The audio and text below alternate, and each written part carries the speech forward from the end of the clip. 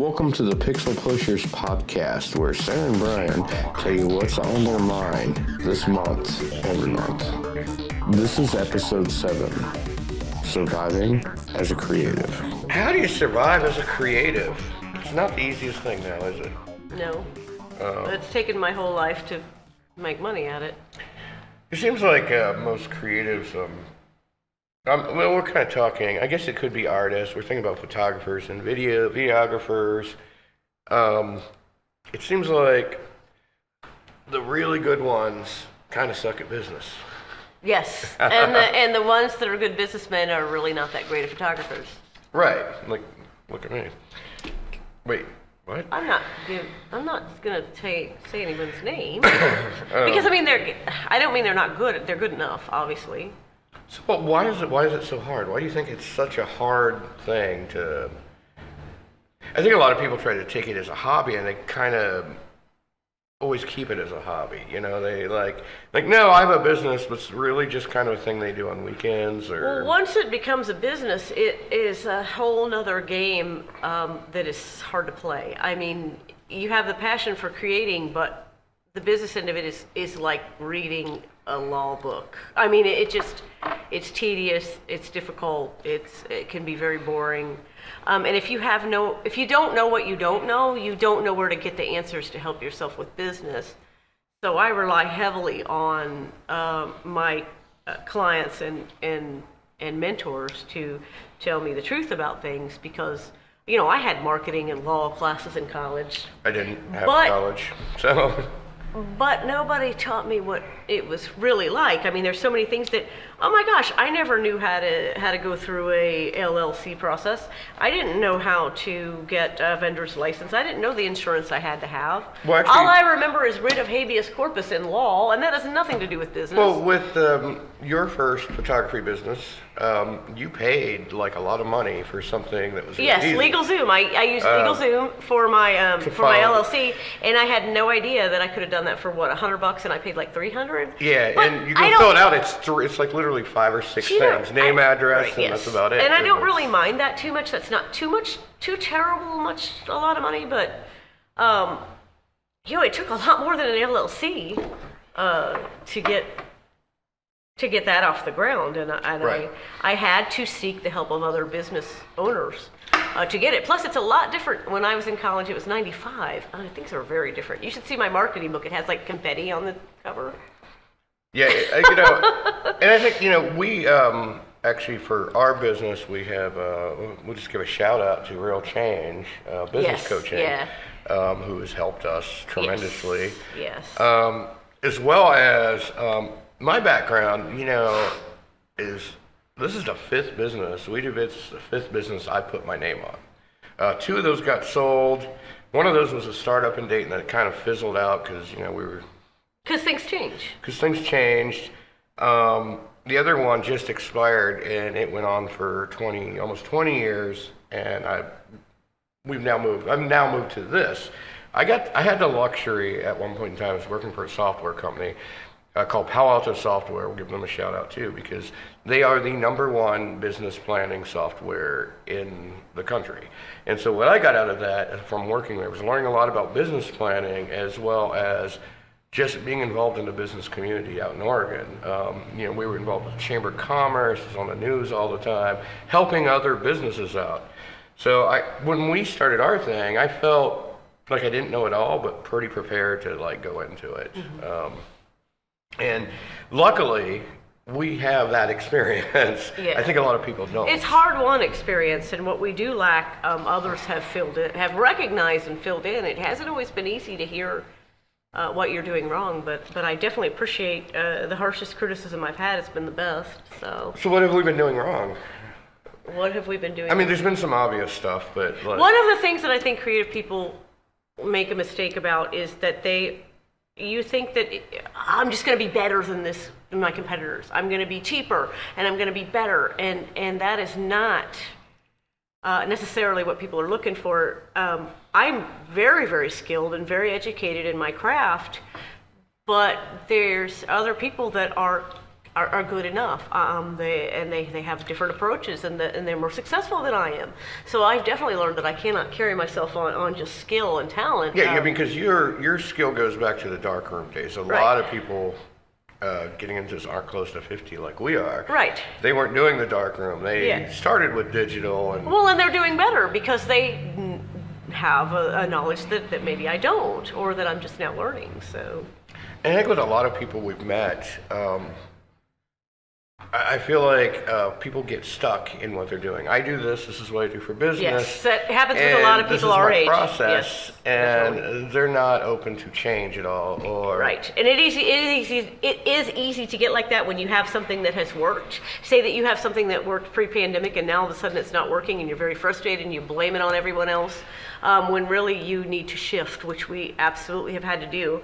And I've actually embraced that a little bit because I kind of was a little bored in just being a photographer. I wanted to expand it into videography and channel it into what I was best at, which was the business photography, the commercial photography, and headshots. You know, I wanted to be Ansel Adams, but like, why do I love doing headshots? I don't know. I just really, I like the interaction with the people. That's my niche. So that's what I'm going to channel my energy into. I'm not going to try to do senior pictures and newborns and videography and commercial photography and pizza ads. And people that are doing that, please hone it into what you really want to do. That's the best advice that was ever given to me, and it has served me very well. Don't offer Yes. everything. You know, I see so many, especially in the video. I do It weddings, looks I do desperate. It commercial, looks I look desperate, too. headshots, Right. I do babies, I do Christmas shoots. And like, wow, how do you do any one of those things good? Right. It's like a Gemini thing. And it's not that they don't. They do them well. It just looks. It didn't work for me. I'll put it that way. Well, like going back to just always being able to evolve, like always being able to like accept change. You know. Yeah. I can bring that back to my days as being a software developer. I remember I got real stuck in one language. That language started to die out, and as soon as my regular clients, I started to need to find new ones. I found myself 10 years behind what everybody else was doing. And it's important not to get stuck and like take that risk, you know. Mm-hmm. Like we're doing a live stream right now with 1, 2. I never would have done 3. this on my own. I never, ever, without your inspiration, I would have been like, you are out of your mind. I'm just going to keep photographing events and just keep doing what I know. And that was not serving me, especially once the pandemic hit and I was driving for DoorDash. It's like, because I couldn't, all the events were shut down. I got to do something else. And it was very hard to pivot and learn to do videography, but now it's opened up a whole new thing for me, as well as the furniture painting and stuff I've done in downtime. And my precious dog died in April. It's been a very hard time for me, as everyone knows, and I've dealt with the grief by, you get up with that ache in your heart and you just paint something. It can just be awful and terrible, and I'm really not the best painter. Like that's actually something that. But it's evolving into something that is going to harmonize with what I'm doing here, because I have a little art gallery that I'm building. You were just saying, like, the live streaming thing. Like, I was like, wow, the pandemic's hitting. Let's do a live stream. Let's offer We were live bored. streaming. Yes, we were very bored, and we started doing it ourselves Yeah. every week. Yeah. And those are kind of bad. You can go back and watch them all. I love the bad stuff. The bad stuff is it's the gem. Seriously, like anybody any artist who becomes famous, everybody wants their early stuff, their first things, their first lyrics. God. You know what I mean? Like I went back and watched some of those. Those are terrible. But some of those times were the best for us. When I said let's do this let's offer this to clients, we can do this. You were like, hell no. I said I will never be able to do. Actually, if I had to do the live streaming by myself, it would be very challenging. But what I was looking at, I was like, what is everybody else who does what we do? What are they not doing? And they're not doing that. Now we're starting to see people starting to offer it. Well, the pandemic didn't help because I think it's on our webpage, something I wrote about, live streaming your event used to be an optional thing. During the pandemic, it wasn't optional anymore. You pretty much had to. Right. And I see a lot of cutting-edge business owners I'm going to give a shout out to Solid Blend Technologies that are willing to make those changes. Their events are becoming hybrid. And I think hybrid events are really the way to go right now, whether there's a pandemic or not. Some people want to tune in via the event live stream. Some people can't make it because they don't want to travel or they can't travel. Some people are still working from home because they haven't gotten back into the office or the office is no more. So to offer that is awesome. It really opens up a whole new opportunity for both videographers and for businesses that want to do the hybrid model. And it's really not as hard as I thought it would be. So, like, what I guess the point on that is, we went from like talking about people who offer everything to what sets you apart. Like, what really sets you apart? We're really goofy. Yeah, and I don't like to talk to people. She does. You can go to a convenience store. He does, though. He talks to people like crazy. Yes, if I go to a convenience store, 20 minutes. You're probably going to know about all of my banking misfortune or my dog. You might know about whatever it is that you tell me about. I will have my whole story about it. Like, even in our space now, we've been having conversations of we're going to split this whole big area up that you can see here, and we're going to have. There's us. We're little. We're going to have some rental areas. We're building some walls, finishing the floors. Yeah. A lot of work painting.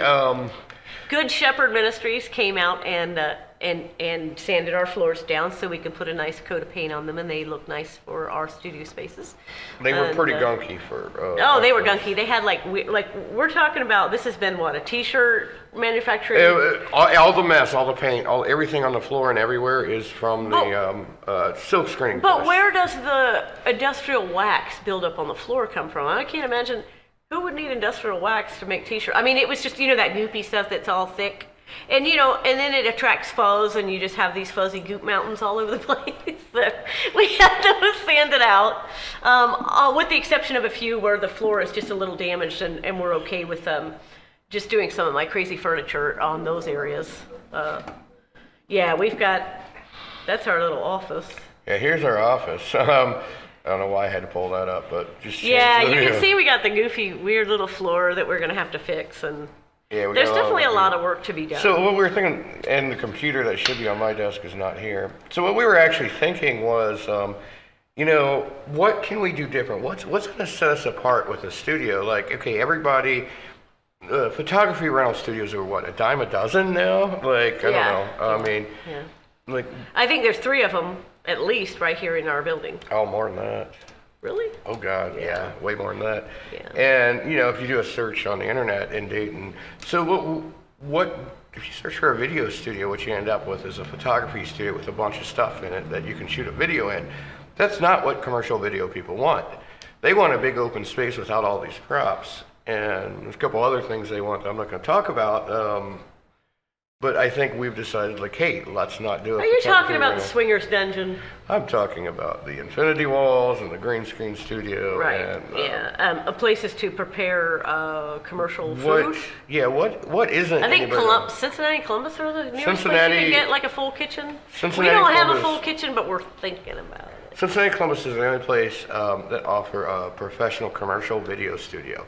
Now, if you want a photography studio, which apparently they're doing for commercials, because they don't want to make the drive to either town.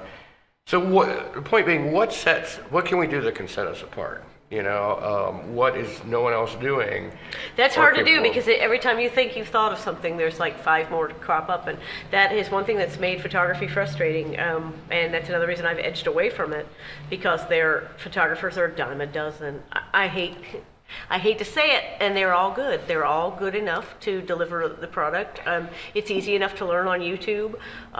What you can't learn, you can fill in with technology. So it's very frustrating having spent so much on my college education, but it is my responsibility to rise above it rather than complain about it, and that's why I've made the transition to video, and I offer some photographic things that maybe aren't so easy to learn for an amateur, very, very, very consistent headshots. Right. The one, say you shoot one 6 years ago, it's going to match the one you had yesterday. So that isn't something that just anyone can do. With the business, in my opinion, I don't know. With the business headshots, what happens is, Someone does headshots. They go through the whole thing. They light it. They touch it up, and then all the headshots end up on a website, all next to each other. You know, And it looks on like a grid. ring around. And If you know what a color ring someone's around head is, is huge in it. Someone's head is small. It's like, and I know this because I've done that. Some of the You live and headshots learn. I've done are still, they're still an inconsistency, but as I go with the businesses that I do the headshots regularly for, I match very accurately all of them. And they can look a bit uniform and a bit plain, but that seems to be what the businesses like. That seems to be what they want. If they want fancy portraits, I can do that too. But most businesses prefer a very straight-on, clean shot, which is surprising. you know, and I think, you know, aside from what sets you apart, going back to how do creators survive? Setting myself apart as a headshot photographer has required me to be kind of dull and straight on. That's okay. And people like it. Well, they want it to match. They want all the color, all the posing, everything to match. Well, and that's another thing, because a lot of headshot photographers are like doing these like elaborate backgrounds. And they're beautiful. That is not. And they do. They look great, but you know, you throw them all on a website next to each other. They don't match. It's not. Right. Yeah. It's not what they want. That is the single hardest technological thing I've had to overcome with that kind of portrait photography. And so, what makes it hard is, and I think a lot of people are guilty of this, is something I like to say. There's a big motorcycle out there. I'm sure you can hear. It is Linden Avenue. Community, not competition. Like, I think there's like something to be said. I was watching somebody who was actually doing live streaming and had all these video people and photography people and technical people, and they all had their separate businesses. But when they had a big client come out, they all got the same bid, and they would call each other. Did you get a request for a proposal? And they're like, yeah. So they all ended up working on the same project because they worked together instead of working against each other or not doing the community thing. And it was actually really lucrative for everybody. I think a lot of people are closed off and like, no, this is my thing. I don't want to let people in. Especially in the video. In the photography, we've got a lot of collaboration with other photographers. In the video world, man, there's a lot of egos. There's a lot of cold shoulders. There's a lot of competition that wants to push you out. And you can just tell when you try to collaborate with them, somebody who's doing exactly the same thing that you're doing, and they just... You know, I mean, it's sickening, actually. we constantly need like an extra person, not for like a full-time Well, I would thing, love to be able to... but for a project or a job For or example, whatever. if somebody doesn't want the straight-on, boring headshots I do, maybe I can send them to this person that does the real creative stuff. Would you like to do it in our studio? Or Blah, would you blah, just, or- here, take this one because it's not my thing? You know, we can't... We're running into a lot of problems, especially in video. I don't know why that is. I don't know what the threat is. I imagine the competition, maybe they feel there isn't enough work. I feel there is enough work for everyone. There's plenty of work Based for on everyone. your style, you know, I'm not going to suit everyone. My style is not going to suit everyone. And I think it's different in different cities, because like I said, that one person I was talking about, wherever they were, I don't remember where they were. It sounds like everybody in the whole like industry is working together, which Right. actually kind of tends to make everybody successful. I agree. I think it's much more beneficial to try to embrace the competition, which we've done, and we've been burnt. Every now and then you get that occasional thief, or someone that, you know, takes your work and claims it as theirs, or someone who actually physically steals from you. Yeah. It's still worth it to give people a chance. Yeah, use your gut though. And then just when they do that, you just don't work with them anymore. But Use your gut. that being said, it's been very, very, very, in my entire career, I have only met one person who has stolen my work. And I've heard that they've stolen physically from someone else. But that is, like I said, that's the first time in, 30 years that I've, other than in college when somebody steals your scissors or something, I mean, nobody's ever really stolen. Someone stole my pen once, I was really upset. But, so yeah, I mean, going into business, okay, so you're taking pictures. Like in our building, we have, especially right now, being close to Christmas, we have a lot of people coming in on the weekends, running out all these photo studios, or maybe they have their own places, but they're never here, ever. Except for on the weekends right now. Right around Christmas time, yeah. I'm a little envious of that. And I think that doing, and like, oh, I have a business. No, they have these are the people they work 5 days a week and have this extra money on the weekend, right? Yeah. Like doing like a full-time business, be able to live off of it. We'll figure that out soon. We have yet to do that. Oh, we do pretty. we good, maintain. I think. We do maintain. We're not homeless yet, This is true. which we both have been before. But like, what have we done? Like, seriously, since I mean, you've been doing photography forever. I've been doing video, but video was my hobby. I was doing the video stuff, doing a documentary here and there, working on another documentary. I was doing that all on the side, and then we came together and decided to create this business. And I think our equipment, we had limited equipment. We had a shelf. I can't even begin to tell you how. We need a solid blend cup. Yes, we did. Ken, we need a solid blend cup. So, I mean, we have come from that to, we can't get the camera into the equipment room to way too much equipment. To the point where it's terrible to move. Let me clarify, there's no such thing as too much equipment. The problem is that every gadget we buy, we have to carry on location. And my daughter was making fun of me because I didn't want to bring my laptop. I'm like, it's too heavy, it's too hard to move, it's too hard to carry. He's like, Mom, you toss it in that case, and I'm like, you don't understand, that's one of 100 cases of stuff. Well, I used to laugh at you for that because you used to bring it every day, I did, but that's all I had. Now we have how many monitors, and I still want more stuff. But the more stuff you have, the more you have to carry around, and then you have to. We're at the point where we could use a truck, but that's a little out of our reach right now.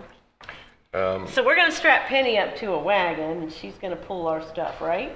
So what have we learned since that time? Like, I mean, we've had a lot of hard lessons learned on the fly. It wasn't something that someone taught us. We actually we have a kind of a weekly meeting that happens every 3 weeks.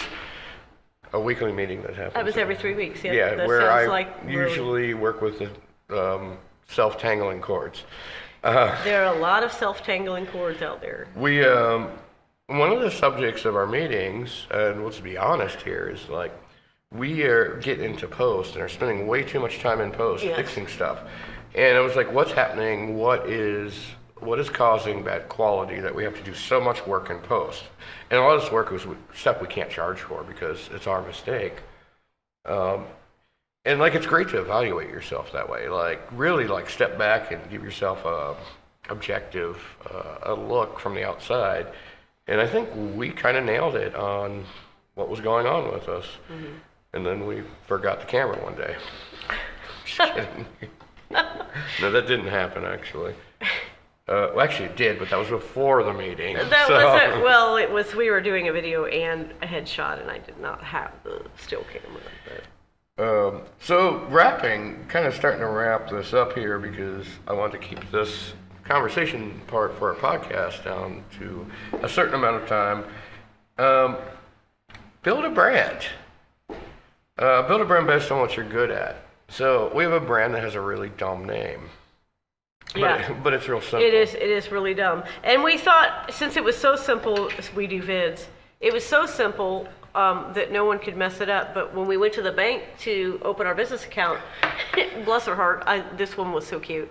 She said, We Do Vids. Oh, We Do Vids. We Do Vids. So we kind of say that as a joke now. But, we also do stuff for clients like... It also doesn't cause you to have a long email. Like Sarah Bennett Photography is a big, long... There's never enough squares to put that in. That was actually one of the things. We wanted a short URL for the website. Floating cart was too long. A short email. So it could just be Brian at WDV Sarah, or WeDoVids.com. Right. Yeah. And no words that you can misspell. Let's get into the fucking email thing. The F word. I know, whatever. I could be a Marcus Rideout. I don't care. I could beat myself out too. He's getting written up. The email. Like, if you show up, if you have a business card and you hand it to a business person and expect them to sign a large contract when it's Jack1872 at Hotmail, FlirtyJack1872 at AOL.com. Flirty Jack. And that's your email address on your business card, just give it up. You're not going to get that. Actually, you know what? And this, I have to say this.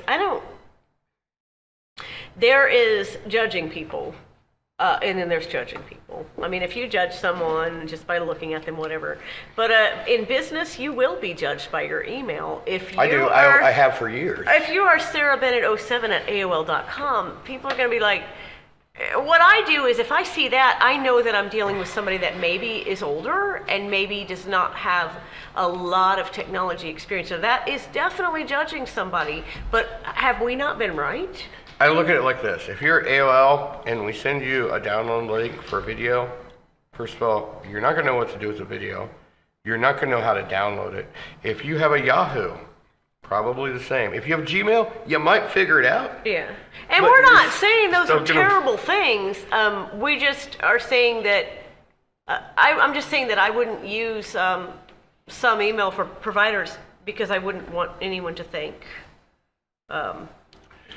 anyone to judge me the way I have judged others. Get a Like, domain name. Now, I see a Yeah. lot of people with domain names. Well, people don't know they can And get then- a domain name and free service. An Free email, like service, right. most web hosting things, if you have a domain name, you get email with it.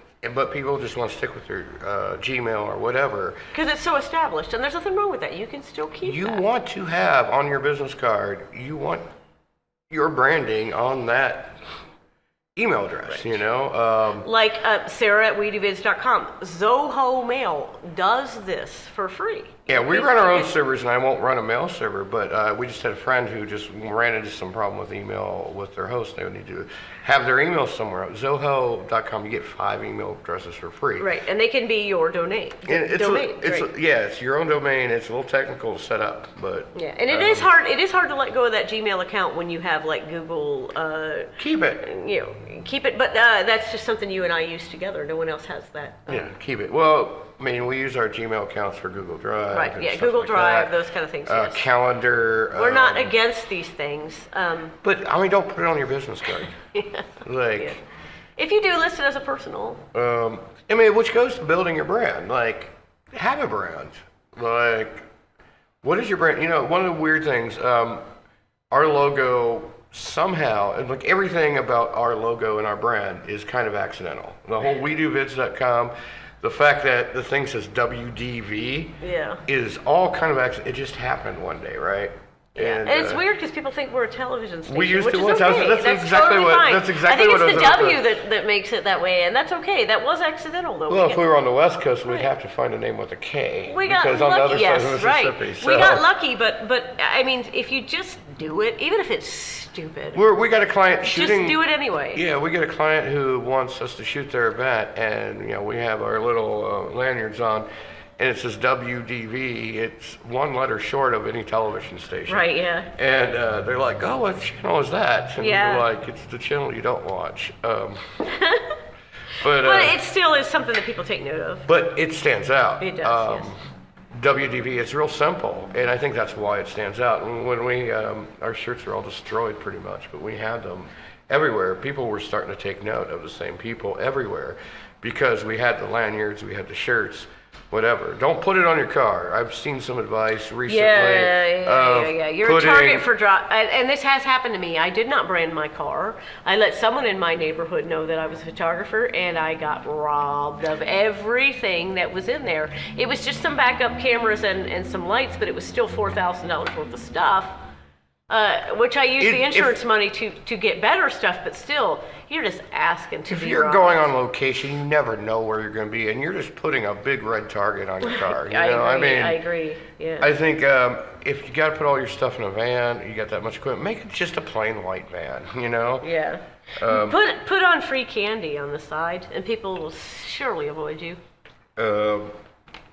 So yeah, use your brand to your advantage. I think we got lucky because it was simple. WDV. Yeah, we made a lucky, not quite a mistake. Yeah, I just got drunk and was like, how about WeDoVids? Actually, I think it was my nephew. I got drunk with my nephew. I was like, hey, what's No, I said WeDoVids or floating carp. Those were the choices. Is that what it was? That's what it was. I was It laying was in the We bed. Do Videos, I think is what you said. Laying and in the he bed came as down. in his mother's basement on an air mattress, laying in the bed, dozing off. What are we going to call our business? We Do Vids or Floating Cart was what it came down to. And I think he said We Do Vids, your nephew. We do videos, is what you said. He said, how about we do vids, because it wasn't available. Yeah. So, and I think, like, back to what I was saying, so we get the branding. Always look at what are you doing shitty? Like, and how can you do it better? Saying bad words on live streams. I think it's okay. What are you doing shitty, and what can you do to make it not shitty? Like, seriously. Who's saying shitty? It's shitty. Okay. Shitty, bang, bang. He keeps saying shitty and it's shitty. So, I mean, what can you do to make it better? And I feel like we keep going through this. This is, we actually do have these, like, kind of regular meetings that are irregular. And we're just like, okay, so we really sucked at this. We went into the shoot and it was a nightmare and we sucked and we did everything we could to fix it for the client. They seemed happy because they don't pick up on all the mistakes that we feel like we made. I just found a quote in Professional Photographers of America's magazine. Somebody had quoted this and it's really stuck with me. You always kind of feel like you're not quite there, like you haven't arrived, like you're behind, because your vision is always like 10 steps ahead of what you're actually doing, and by the time you catch up with that, your vision has progressed into something else even bigger. So when you're in this moment of, oh, I'm not where I want to be, it's good, you're where you need to be. So that's brought me a lot of comfort with being stuck in a dusty, sandy place that I can't paint because I'm old. Yeah, and well, don't which kind of brings me to don't not take a chance because it's uncomfortable. Like, oh no, we could never do that. That's crazy for us because we do this. Like, just take that chance. Or actually take the chance on listening to somebody else. We have somebody that has a lot of influence on our business, and we have both looked at each other and been like, he is out of his mind, and then we have tried it and it has worked. Don't be afraid to listen to someone, especially someone who knows business. Yeah, not the creative. The creative is going to tell you something totally different.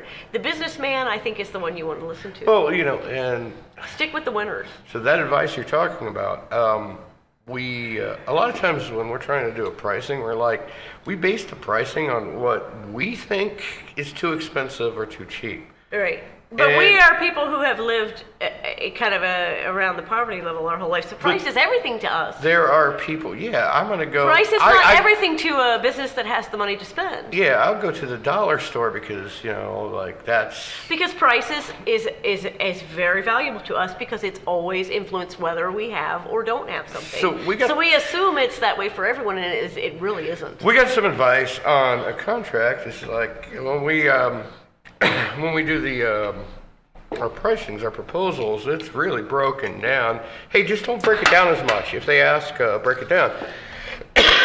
My only argument with that is that we need to break it down to explain to them the importance of pre-production. But that is totally different than putting our pricing out there.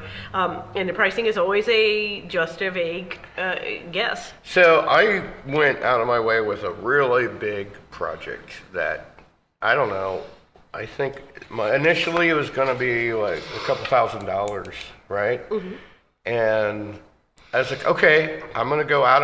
I don't feel right doing this. This is going to be close to a $7,000 project as opposed to a $2,000 project. And I think we just heard a couple of days ago that we pretty much, I think we have it. Right. It looks like we have it. $7,000 for what we were doing is not much. I mean.